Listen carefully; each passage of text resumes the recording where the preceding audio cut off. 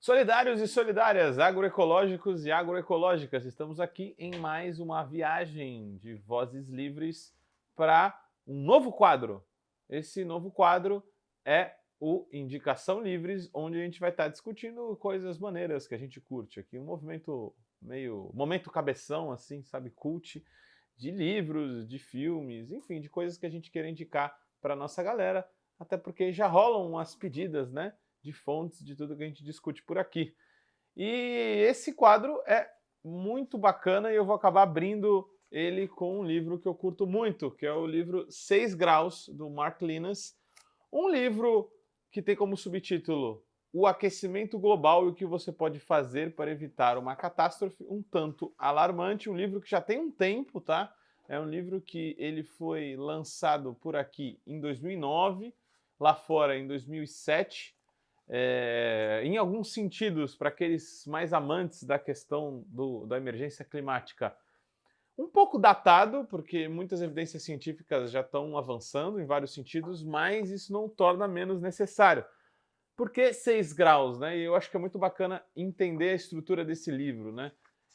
Esse livro vai falando as consequências de cada grau de aquecimento. Né? Então ele tem 7 capítulos. E em cada um dos capítulos, até o sexto, é o que vai acontecer com o planeta com 1 grau a mais de aquecimento. Então, o primeiro capítulo é 1 grau, vai falar do deserto da América, os rios fantasmas do Saara, comércio de gelo no Ártico, perigo nos Alpes. Aí a gente vai para o segundo capítulo, que ele fala de 2 graus de aquecimento que vai acabar acontecendo. As cidades que passam sede na China, oceanos ácidos, o mercúrio sobe na Europa, vamos ter 3 graus, 4 graus e vamos indo, né?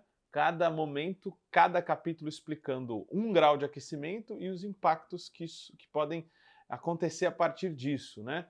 Então, ele dialoga muito com os relatórios do IPCC que fazem prognósticos dos mais conservadores aos mais, digamos assim, extremos. Em cada um dos modelos de prognósticos, uma série de coisas acaba acontecendo, né? Então, com 1 grau vai ter um nível de impactos, com 6 graus vai ter muito mais impacto. Então, ele dialoga muito com esse tipo de relatório, né? E esse tipo de relatório, muitas vezes, a gente não considera as análises mais extremas, né? A gente acha que, isso é impossível de acontecer. Mas tem muita gente já falando que até 2100, do modo como as coisas têm ido, a gente pode sim chegar a 5 ou 6 graus de aquecimento, o que seria assim, tipo aqueles filmes sim de ficção científica onde a gente fica em chocão com o que pode acontecer, né? Já viu O Dia Depois de Amanhã? Quem viu sabe. E no sétimo capítulo a gente fala a escolha do nosso futuro, né? O Mark Lineas ele vai trabalhar um pouco da questão do que fazer para que toda essa configuração não aconteça, da catástrofe, né? E entre várias coisas que ele vai dizer ali, claro, mudar a economia, mudar a forma como produzimos alimentos, mas principalmente vai focar nos combustíveis fósseis, né? O fim do petróleo está lá, uma subseção do capítulo 7, na página 249. A gente já sabe muito bem, né, como a energia fóssil, a energia suja contribuem para o aquecimento global, então ele desenvolve nessa parte.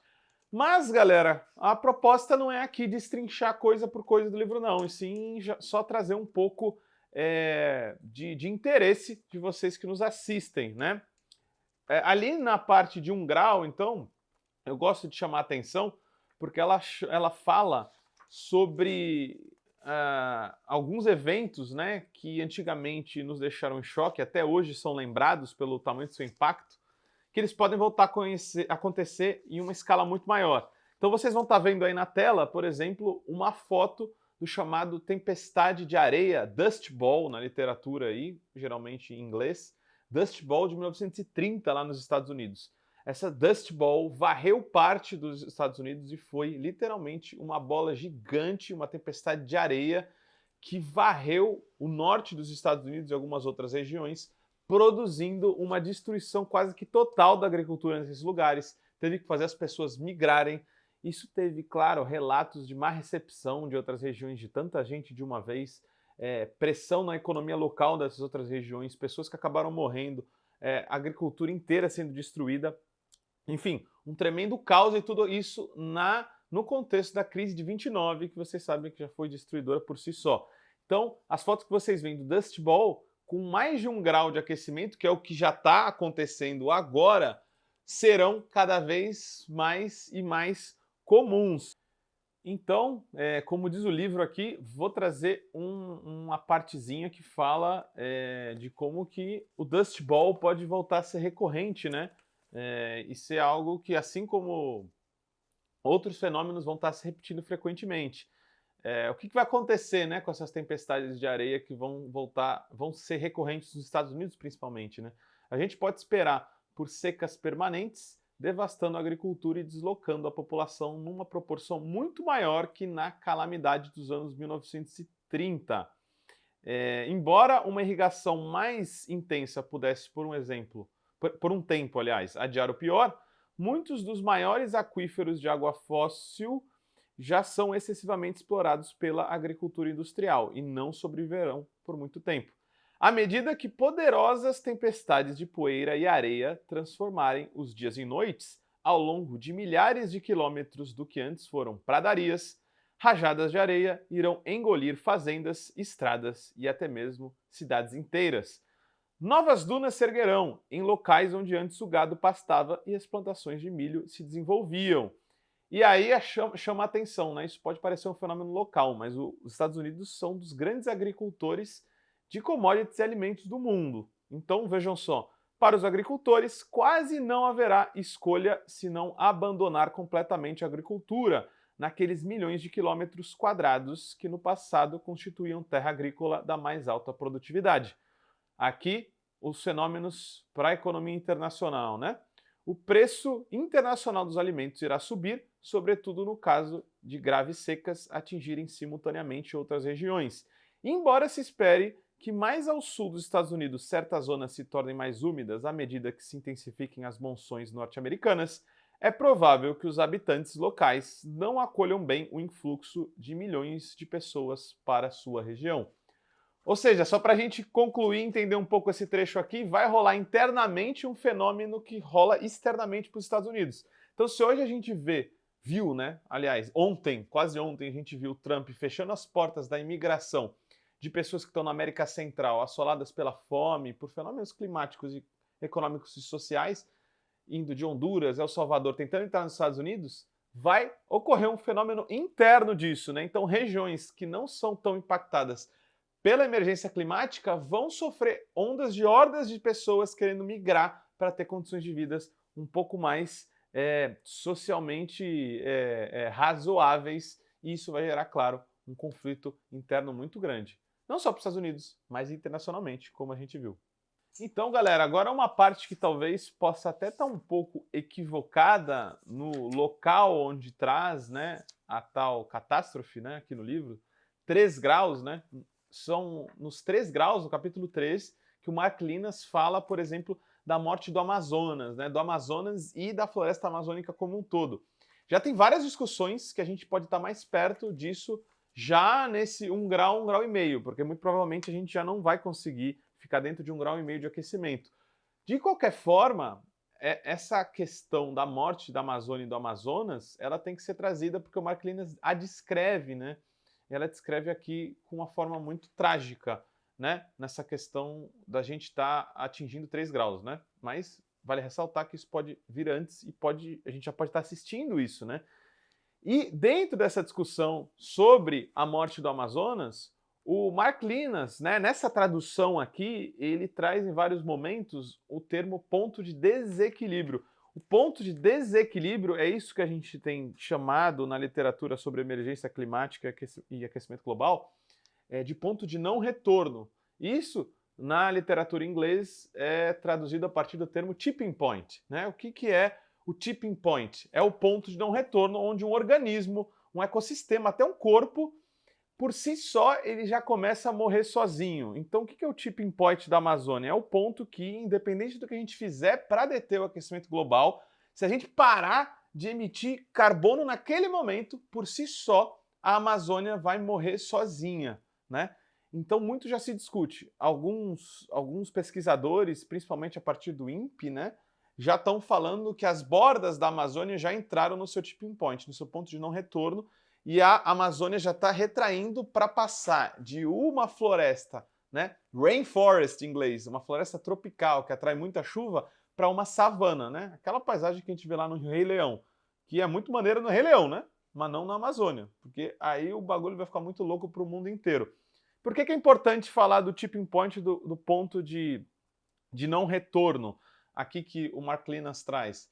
O que acontece? Quando a Amazônia começa a se retrair e o tempo ficar mais seco, várias coisas acontecem. Além da chuva parar de cair e a própria floresta já se retrair, tem a questão do solo ficar exposto. Se o solo fica exposto, mais matéria orgânica é degradada pelos raios de sol. Então, quer dizer, aquela terra preta que antes tinha debaixo da copa das árvores vira gás do efeito estufa na hora. Mas não só isso. Quando começa a ficar mais seco todo aquele ecossistema, aquele bioma, é muito trágico falar disso. Se a gente começar a entender as árvores como seres que também podem sofrer e que também morrem, ainda fica mais catastrófico.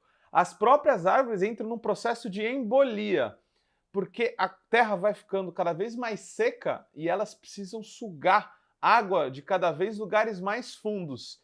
Então, quando a própria floresta como um organismo, imagine um corpo, uma pessoa puxando água de mais fundo, ela começa a trazer uma água de lá do fundão mesmo, das profundezas, e com isso traz bolas de ar. E isso destrói a própria floresta como se fosse uma doença pulmonar, vamos pensar assim, né? Quando vem contaminada aquela água com partículas de oxigênio muito grandes e aquilo vai fazendo a própria floresta se destruir.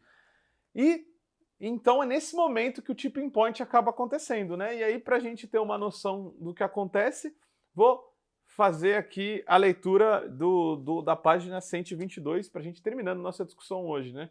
O que quer dizer essa morte do Amazonas e da floresta amazônica, né? Se o mundo ultrapassar esse crucial ponto de desequilíbrio, ou seja, o tipping point, né, o ponto de não retorno, o modelo simula uma gigantesca onda de destruição, começando no nordeste da Amazônia e avançando para o sul e o oeste, através do continente. De acordo com os modelos, a precipitação de chuvas se reduziria a quase zero em algumas regiões até o ano 2100. As temperaturas elevariam-se aos níveis do Saara, atingindo uma média de 38 graus Celsius. Uma vez completada a destruição, o interior da bacia amazônica ficaria completamente deserto, privado de qualquer vegetação mais significativa. Apenas uma pequena quantidade de pasto e de savana persistiria nos pontos mais exteriores. Bom, isso por si só afeta o planeta inteiro na questão pluviométrica de chuvas. O sul vai ficar também com uma capacidade de produzir alimentos muito reduzida por causa da chuva. A Mata Atlântica, que é um corredor ali ligado à Mata Amazônica, a Floresta Amazônica, também vai ser impactada, o Cerrado, tudo vai estar impactado. E na prática, o que vai acontecer, né, para os nossos povos e para as nossas paisagens, né? No Brasil, na Venezuela, no leste do Peru e na Bolívia, a vida se tornará cada vez mais difícil à medida que o ar for transformado numa irrespirável mistura ácida de gases e fumaça. O sol será encoberto por uma nuvem escura e espessa, enquanto cairá do céu um escuro chuvisco de cinzas. Para terminar aqui, né, dois últimos trechos. Para essa gente, né, para os indígenas, a própria terra terá desaparecido, pois, uma vez passada a tempestade de incêndios, tudo o que restará do poderoso Amazonas serão pilhas de cinzas brancas, cinzentas e negras, cercadas por troncos fumegantes em brasa. Nascerá uma nova e irreconhecível paisagem. Nas partes mais profundas da bacia, onde outrora o único ruído eram os guinchos dos macacos e o farfalhar da vegetação, um vento lamentoso começará a soprar. A poeira se aglomerará nos ocos dos restos carbonizados das árvores. Mais perto do chão, um suave silvado começará a se ouvir. São as dunas de areia erguendo-se. O deserto chegou. Bom, galera, trágico, né? Não queremos que isso aconteça com a Amazônia. É por isso que o Vozes Livres está aqui, indicando para vocês o livro 6 Graus, do Mark Linas. Então, se você também quiser saber o que você pode fazer para evitar uma catástrofe, leiam, venham aí nos comentários, vamos trocar ideia e vamos criar alternativas para escapar do colapso. estamos sempre juntos. Dá aquele eco-salve aí. Se você curtiu esse nosso novo quadro, elogia ou xinga também aí, né? Fala que ficou ruim. Mas sempre estejam conosco. Galera, curtam, sininho, compartilhem. Eco-salve. Como todo trabalho independente, esse podcast pode estar por um Pix, ou melhor, um Tris, sem o apoio solidário de seus ouvintes. Portanto, se você já se divertiu conosco, se enriqueceu, se informou, ou se fomos apenas um passatempo para você, nos ajude para que continuemos existindo. Sem financiamento, sem independência. Portanto, ajude o Vozes Livres se tiver consciência. Isso pode ser feito pelo nosso apoia-se/podcast Vozes Livres ou pelo Pix, pelo e-mail podcastvozeslivres@gmail.com, escrevendo no assunto a palavra Vozes. Nos acompanhe nas redes sociais, @Livrescop e @Livresprodutos do Bem. O Vozes Livres é um podcast realizado pela Rede Livres e financiado pelo Sindicato dos Químicos Unificados de Campinas e Região e pela Federação dos Trabalhadores do Ramo Químico do Estado de São Paulo. Produzido coletivamente por Guilherme Prado, Vitória Felipe e pelo coletivo Orvalho Filmes, composto por Eduardo Ferreira, Gaspar Lourenço e Guilherme Bonfim.